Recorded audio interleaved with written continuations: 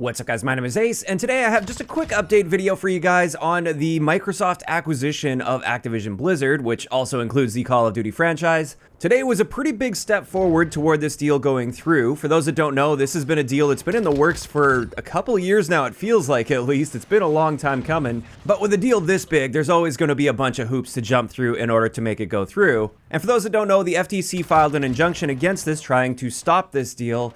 And just today we learned that they denied that injunction, which means this is a big step closer to the deal actually going through.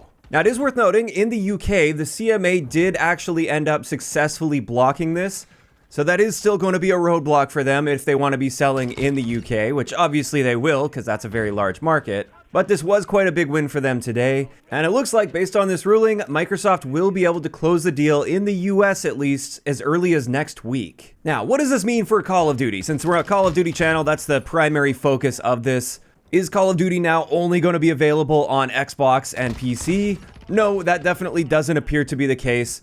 And this is actually a big part of the case that came up. The majority of the revenue for Call of Duty is earned on PlayStation, and PlayStation has the biggest user base out of any of the platforms, so they have no intention whatsoever of pulling Call of Duty from PlayStation, and that just makes sense. There's billions and billions of dollars to be made there, and they've made it very clear they want to reach as many gamers as possible, and especially with something like the Call of Duty franchise with its mass widespread appeal, of course, they're going to want to get it in the hands of everybody, regardless of platform, because that just means more money for them. So I think in the shorter term, as in the next couple of years, the biggest impact we're likely to be seeing here in relation to Call of Duty, my guess is we are going to be seeing more older Call of Duty games pop up on Game Pass.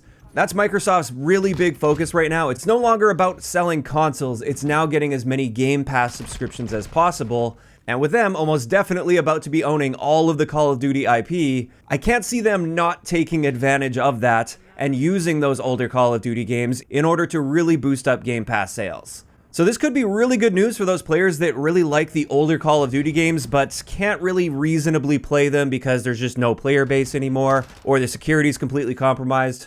If they were to start bringing these older Call of Duty games into Game Pass, presumably they would then also update security on those, and perhaps we'll be able to actually experience sort of the good old days with many of those older COD games that we haven't really been able to do aside from using mods, which Activision has been shutting down. So that's honestly the main thing that I'm excited about with this. I can't see them not putting older Call of Duty games on Game Pass. That just seems like a no-brainer to me, although I don't know if that would happen instantly or if it's going to take a little while for that to happen. I suspect they would end up rolling that out like one game at a time rather than just putting the entire franchise on Game Pass instantly.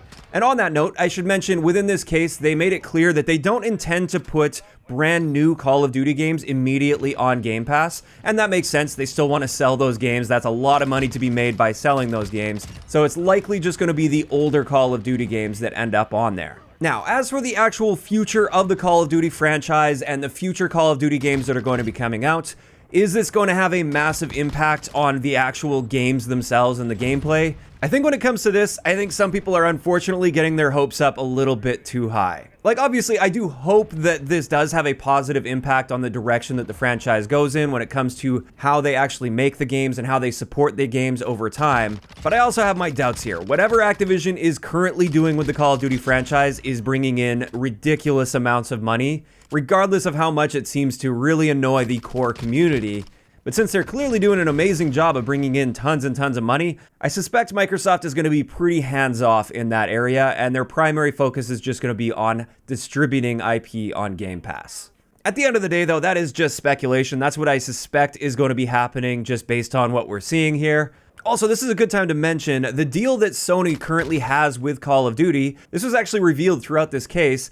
That deal doesn't end until 2024, and they've confirmed that deal will be honored. So I don't expect any changes whatsoever to Call of Duty or the direction or anything about it until after 2024. And then that's where we may start seeing some adjustments to how they handle things. In either case, that's pretty much it. Just a quick video giving you guys an update. I know I haven't really been talking about this case too much over the past year or so, and that's because we've just been getting little bits of news here or there. Nothing that I really felt was worth making a video on, but today's decision was a big step forward toward this deal, so that's why I wanted to keep you guys updated.